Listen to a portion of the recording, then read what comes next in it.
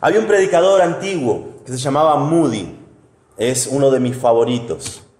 Él decía, la palabra de Dios no fue dada para aumentar nuestro intelecto, sino para transformar nuestras vidas. De niño, yo me jactaba del conocimiento que tenía. Nací en un hogar cristiano, acompañaba desde pequeño a mi papá al seminario, entonces tenía mucha información. Hoy mirando hacia atrás, información un poco inútil, como cuál es el versículo más largo, cuál es el versículo más corto, dónde está el centro de la Biblia, cosas por el estilo, que uno va recolectando de la curiosidad de un niño. Yo me jactaba de mi conocimiento. Sin embargo, cuando llegué a la adolescencia, toda esa información se cayó por el suelo. Las tentaciones me hacían ver cuán miserable era. Y gracias a Dios en mi juventud ya pude aprender, por ahí no de buena manera, pero que necesito obedecer. Necesito obedecer. Estar lleno de conocimiento, pero sin obediencia, es tan irónico, es tan absurdo, como si fueras a un gimnasio. En verano todos quieren ir al gimnasio. Y te presentás y el profesor de gimnasia es un hombre gordo que fuma y está todo sucio. ¿Le creerías que te va a dar una rutina que te va a hacer bello o bella o estético? No. Dirías que devuelvan mi dinero, esto es una estafa. ¿Cómo me va a enseñar él? Recuerdo hace años atrás, mi papá estaba intentando adelgazar, no en un gimnasio, sino a través de médicos. Y el hombre que estaba tratando sus pulmones, porque necesitaba un estudio de los pulmones, era un hombre que estaba gordo, sentado en un sillón y fumando. Y le decía, si usted no cambia su vida, no tiene para mucho. Mi papá salió indignado. ¿Y me viene a decir a mí? Un cristiano que conoce mucho y obedece poco es tan irónico como eso. En los versículos anteriores de Colosenses vemos la importancia de tener prioridades. Hoy vemos la tercera de estas prioridades. En el primero, Colosenses capítulo 3, verso 15, hablando de este hombre transformado, esta vida transformada, ya se despojó del viejo hombre y este nuevo hombre, en el verso 15, su prioridad es la paz de Dios. Dice, y la paz de Dios gobierne en vuestros corazones, a la que asimismo fuisteis llamados en un solo cuerpo, y sed agradecidos. Eso lo vimos 4 semanas atrás. La importancia de tener la paz de Dios como una prioridad en nuestras vidas. Y solamente puede haber paz a aquellos que creen en el Señor Jesucristo como su único Señor y su único Salvador. No hay otra manera de tener paz, ni con meditación, ni con yoga, ni con tratos, ni con dinero. No hay manera de tener paz, sino es reconociendo al Señor como el único Salvador y el único Señor. Esa es la gran prioridad. Ahora, si tengo esta prioridad en mi vida, soy un hombre transformado, estoy sacando las cosas viejas de mi vida y estoy renovándome a la imagen del Señor Jesucristo, mi segunda prioridad es la palabra de Dios. Vemos en el verso 16, y la palabra de Cristo, ¿ven ese y? Conecta con lo anterior, el verso 16, la palabra de Cristo more en abundancia en vosotros. Ese more en abundancia era estando completando, llenando, abundando hasta rebalsar. Pero antes de rebalsar debía cubrir cada parte de ese recipiente. La palabra de Cristo cubriendo cada área de nuestras vidas. More en abundancia en vosotros. Positivamente enseñándonos lo que Dios quiere, su voluntad. Y la habíamos visto. Y negativamente exhortándonos, dejando lo que estábamos haciendo mal, unos a otros en toda sabiduría, cantando con gracia en nuestros corazones al Señor, con salmos e himnos y cánticos espirituales. Y recorrimos la palabra de Dios, cantando la palabra de Dios. Aquella persona que tiene esa paz, aquella persona que tiene la palabra de Dios como una prioridad, ahora se le exige, ahora se le demanda que su última prioridad sea el prestigio de Cristo. La paz de Dios, la palabra de Dios y el prestigio de Dios. Y todo lo que hacéis, sea de palabra o de hecho, hacedlo todo en el nombre del Señor Jesucristo. Es de gran importancia en esta mañana para nosotros entender que cada uno de nosotros podemos, necesitamos y debemos tener el prestigio de Cristo como una prioridad en nuestras vidas, al entender las 3 demandas que encontramos en las Escrituras en este pasaje. La primera demanda que nos encontramos en el texto es el correcto pensamiento. El correcto pensamiento. Dice, y todo lo que hacéis, sea de palabra o de hecho. Ahí donde dice, y todo lo que hacéis, en el griego se le agrega algo que en el español es como redundante. Diría en griego, y todo lo que pues hacéis. Ese pues es redundante en español, pero en griego es importante porque conecta con lo anterior. No solo tenemos el y, que conecta con la declaración anterior, sino que también nos agrega un pues, como diciendo, está bien claro que no podés hacer esto, de tener el prestigio de Cristo como una prioridad, si no tenés lo anterior, que es la palabra de Cristo. Y no podés tener la palabra de Cristo como una prioridad si no tenés la paz de Dios en tu vida. ¿Ven cómo se conecta uno con otro como un eslabón de cadenas? Esa es la prioridad de un hombre y de una mujer transformado. Más que un mandato, entonces, pareciera ser una consecuencia lógica. Hay imperativos, dice, todo lo que hacéis, sea de palabra o de hecho, hacedlo todo en el nombre del Señor Jesús. Hay mandatos, es obvio que está el mandato. Pero más que un mandato, parece una consecuencia lógica. Si uno tiene la paz de Dios como prioridad en su vida, su salvación es su gozo. Si uno tiene la palabra de Cristo como una prioridad en su vida, una consecuencia lógica debería ser tener en alto el prestigio de Cristo. Nuestras convicciones y creencias demandan nuestras acciones. Lo que realmente creemos, eso es lo que hacemos. Por eso dice, todo lo que hacéis, sea de palabra o de hecho. Tanto las palabras como las obras que hacemos nacen de nuestros pensamientos. En Proverbios leemos en capítulo 23, verso 7, porque cuál es su pensamiento en su corazón, tal es él. El pensamiento, lo que creemos, nuestras convicciones, son las que rigen nuestras decisiones. Nuestro corazón debe estar inundado de la palabra de Dios. O mejor dicho, nuestro corazón que está inundado. ¿Se acuerdan cuál era la segunda prioridad? La primera, la paz de Dios. La segunda, la palabra de Dios. Y cuando la palabra de Dios inunda nuestros pensamientos, inunda nuestra mente, transforma nuestra mente, como dice Romanos capítulo 12, verso 2. Cuando eso sucede en nuestras vidas, el prestigio de Cristo se vuelve una prioridad real. Las decisiones pasan por el filtro de si esto agrada o no a Dios. En Filipenses, capítulo 4, verso 8, vayan ahí por favor, estamos cerca. Filipenses capítulo 4, verso 8. Filipenses capítulo 4.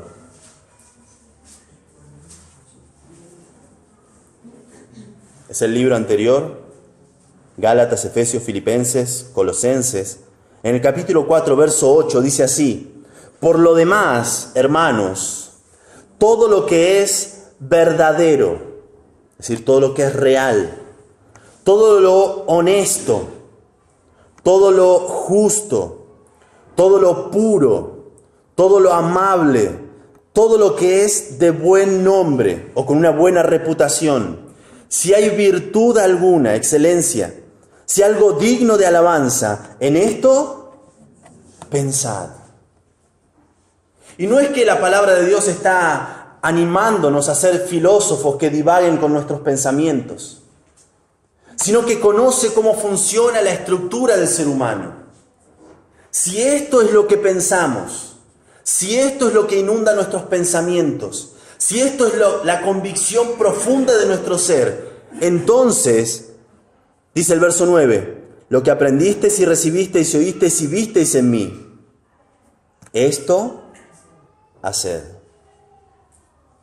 Pablo mismo era un ejemplo de estas virtudes que le había dicho a sus amados filipenses que debían tener en su pensamiento. Pablo sabía de que si sus pensamientos eran controlados por la voluntad de Dios, entonces sus acciones iban a ser controladas por la voluntad de Dios. De manera práctica, ¿cuántos de ustedes creen que comer en McDonald's está mal, hace mal al cuerpo? ¿Cuántos lo creen? Honestamente, ¿quién lo cree? Hay estudios que salen que dicen que sí, que hace mal al cuerpo por las cosas. ¿Cuántos de ustedes fueron a McDonald's el año pasado? Entonces no lo creen. Una cosa es tener una información, saber algo. Yo sé, por ejemplo, que la gaseosa me hace mal a mi cuerpo porque hace que el azúcar se concentre en mi estómago. A mí me pasa con el estómago, a otros con otras cosas. Yo sé que es así. Es más, he visto documentales de cómo se fabrican las gaseosas. He visto también que ponen una Coca-Cola y la ponen a hervir y le sale se evapora todo el agua y queda el azúcar y es una cantidad enorme de azúcar. Y yo veo eso y digo, jamás tomaría eso. ¿Saben qué tomé ayer? Es información, pero no estoy convencido de ello. Si estuviera convencido con cada fibra de mi ser que eso es así, entonces no estaría ni cerca de la Coca-Cola. Si cada fibra de mi cuerpo estaría convencido de que esa cadena de arcos dorados hace mal a mi cuerpo y al de mis hijos, no los llevaría. Pero no estoy convencido, solo tengo la información.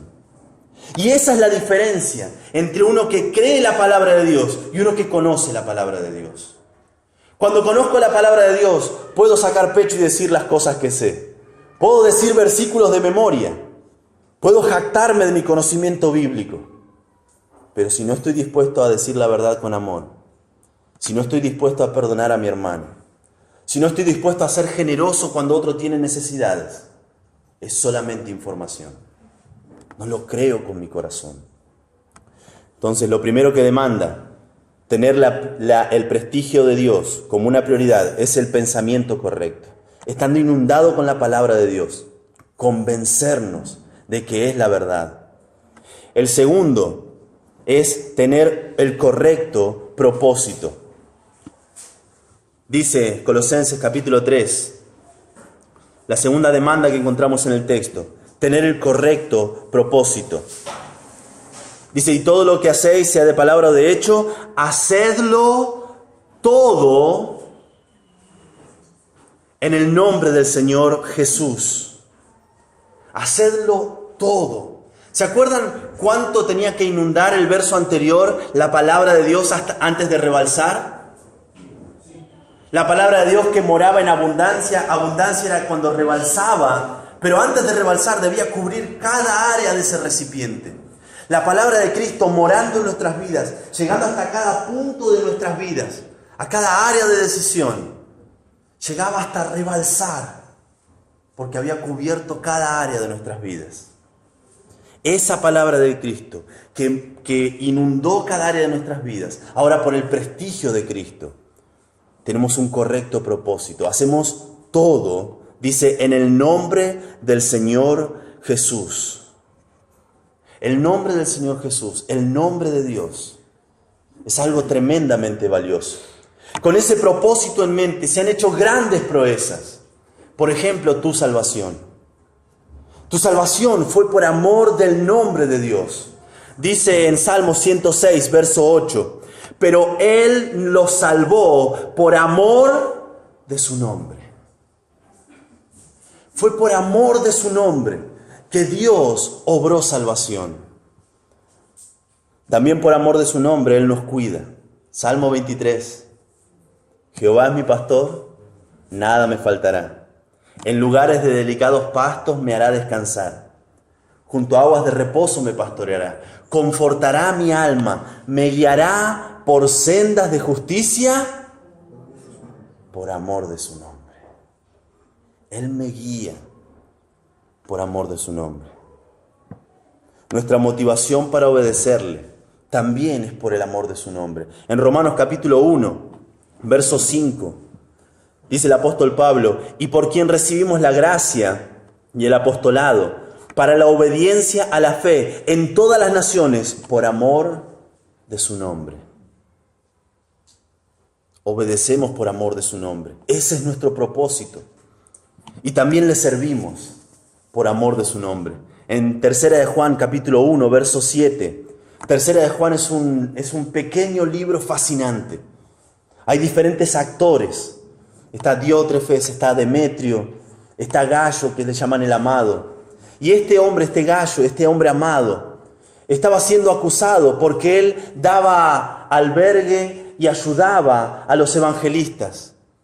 Pero fíjense cómo se denomina. No se les llama evangelistas, no se les llama misioneros, sino que se los identifica por un amor que ellos tenían, que los llevó a hacer toda la obra que estaban haciendo.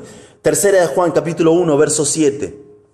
Porque ellos, es decir, estos ministros, estos evangelistas itinerantes cristianos, salieron por amor del nombre de Él, sin aceptar nada de los gentiles. La motivación de los primeros cristianos: eran conocidos no por su gran conocimiento, no eran conocidos por cómo discutían unos con otros. Estos primeros ministros de la palabra de Dios eran conocidos por el amor de su nombre. Ese era su anhelo, ese era su propósito para servir. Y obviamente debe ser el nuestro. Hacer lo correcto, a pesar de las consecuencias, no buscando el martirio, sino cuidando el buen nombre de nuestro Señor, siempre es para bien nuestro. A los que amamos a Dios, todas las cosas nos ayudan a bien. A los que amamos a Dios, a los que amamos su nombre. Se cuenta de que en un pueblo lejano, un rey convocó a todos los jóvenes a una audiencia privada. Él les daría un importante mensaje. Muchos jóvenes asistieron y el rey les dijo: os voy a dar una semilla diferente a cada uno de vosotros. Al cabo de 6 meses deberán traerme en una maceta la planta que haya crecido. Y la planta más bella, la planta mejor cuidada, la que más me deslumbre, esa va a ganar la mano de mi hija. Y como no tenía un heredero varón, iba a ser el próximo rey. Así se hizo. Pero había un joven que plantó su semilla y ésta no germinaba. Mientras tanto, todos los demás jóvenes del reino no paraban de hablar y de mostrar las hermosas plantas, las flores que ellos habían sembrado en sus macetas. Llegaron los 6 meses y todos los jóvenes desfilaban hacia el castillo, con hermosísimas y exóticas plantas. El joven estaba demasiado triste, pues su semilla no había germinado. Ni siquiera quería ir al palacio, pero su madre le insistió que tenía que ir, tenía que presentarse, porque él estaba en el concurso. Con la cabeza muy baja y muy avergonzado, desfiló último hacia el palacio con su maceta vacía.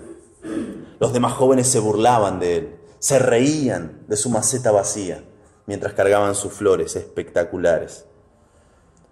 En ese momento el alboroto fue interrumpido por el ingreso del rey. Todos hicieron su respectiva reverencia, mientras el rey paseaba entre todas las macetas, admirando las plantas. Finalizada la inspección, hizo llamar a su hija. Y llamó de entre todos al joven que llevó su maceta vacía. Fue un escándalo, el murmullo en el reino se hizo sentir en cada lugar. Entonces el rey dijo: este hombre, con su maceta vacía, es el nuevo heredero de mi trono y se casará con mi hija. Pues a todos ustedes se les dio una semilla muerta y todos trataron de engañarme plantando otras plantas. Pero este joven tuvo el valor de presentarse y mostrar su maceta vacía, siendo sincero, real y valiente, cualidades que busco en un rey. ¿Cuántas veces Dios te pone a prueba?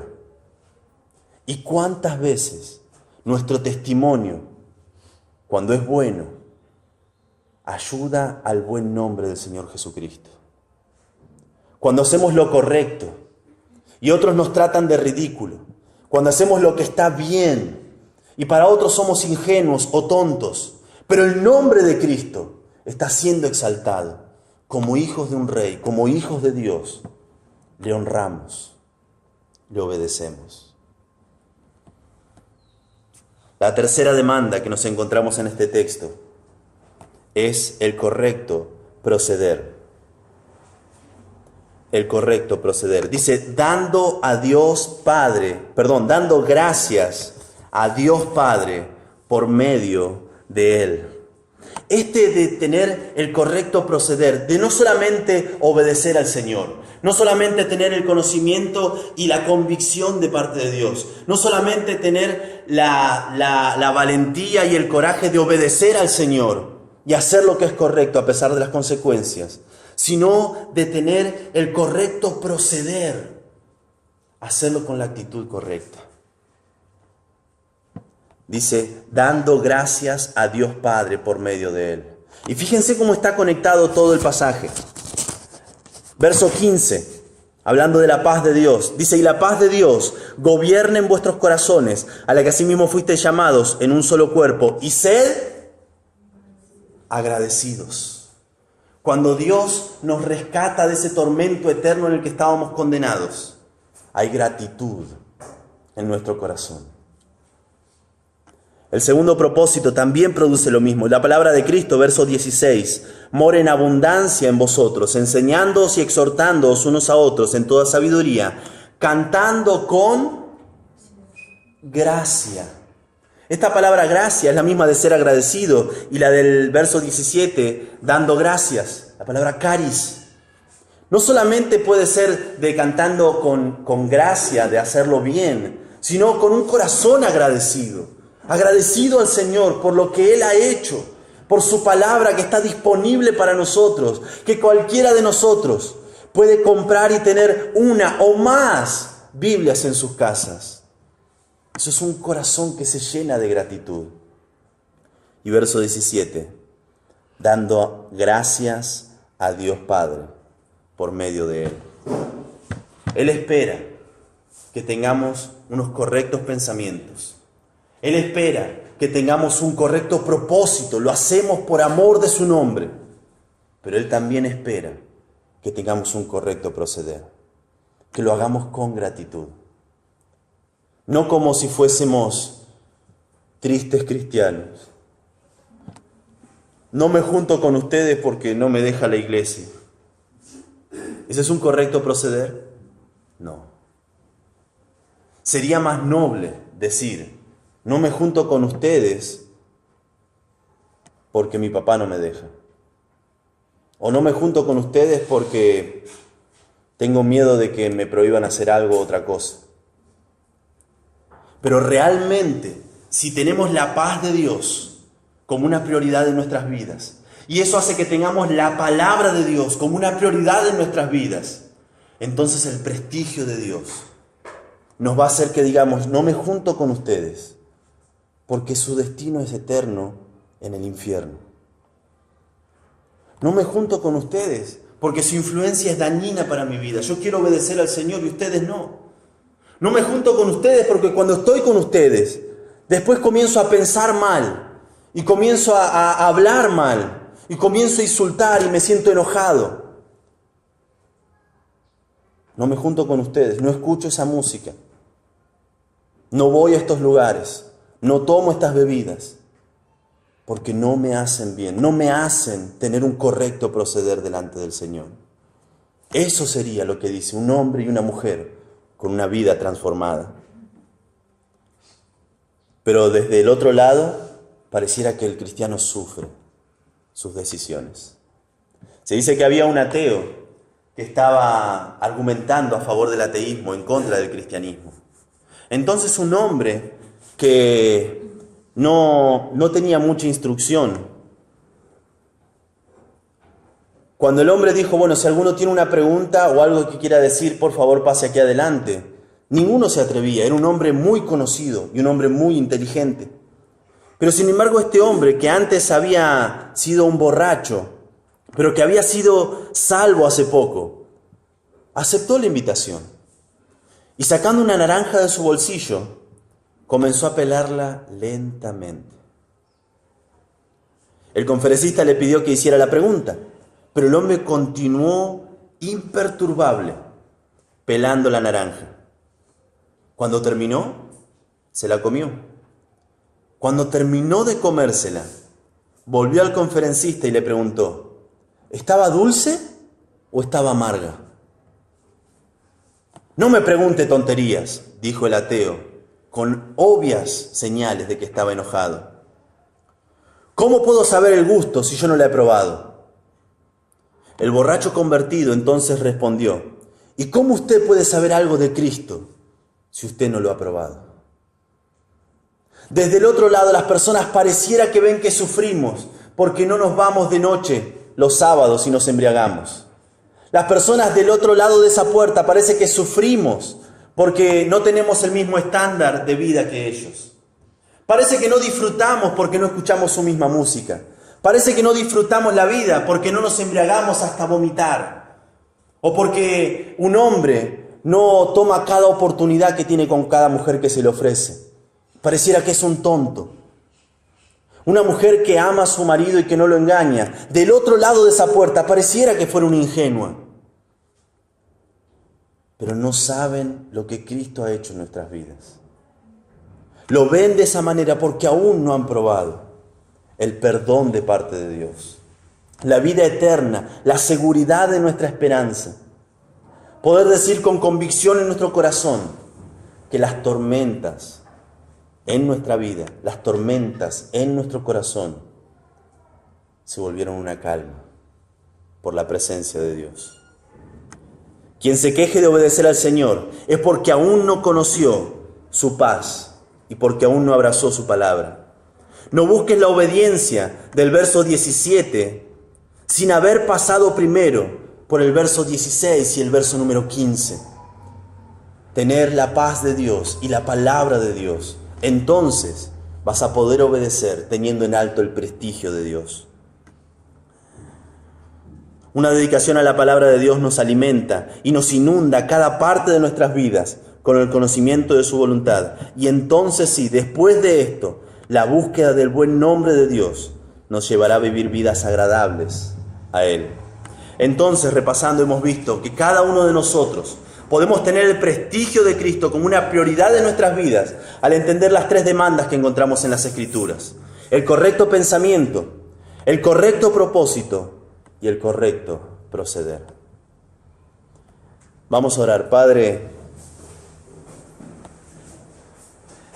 entendemos que esto es tu voluntad para nuestras vidas. Entendemos que esto es lo que tú has diseñado desde la eternidad para tus hijos. Para aquellos que hemos sido transformados por la verdad de tu palabra. Pero Señor, entendemos que hay un orden que debemos seguir. La paz que viene a nuestras vidas por el perdón de nuestros pecados debe ser primero.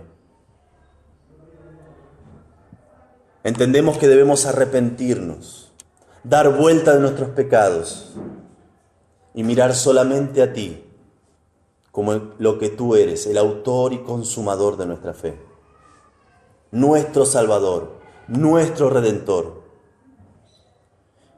Y una vez hecho esto, la palabra de Dios debe ser una prioridad en nuestras vidas.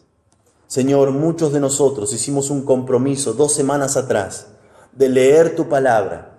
Algunos leerla por completo, algunos leerla en 3 meses por completo, algunos leerla en 1 año por completo.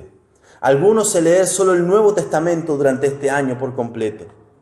Pero Señor, cada uno hemos hecho este compromiso de conocerte más a través de tu palabra, porque queremos que sea una prioridad para nosotros en este año. Pero Señor, debemos entender que al tener la paz que viene de ti y al tener tu palabra con nosotros, tú demandas que tengamos en alto tu prestigio. Ayúdanos a tener el correcto pensamiento, para que todo lo que hagamos, sea de palabra o de hecho, pueda tener el correcto propósito de hacerlo todo en el nombre del Señor Jesucristo. Señor, danos un correcto proceder para que podamos dar gracias por tu salvación, dar gracias por tu palabra y dar gracias porque podemos obedecerte a través de tu Espíritu Santo. Señor, por todo esto te estamos agradecidos. Y por todo esto, Señor, te rogamos que nos continúes alimentando, que nos continúes desafiando a través de tu palabra. Te lo pedimos en el nombre de Cristo Jesús, nuestro Señor y nuestro Salvador. Amén.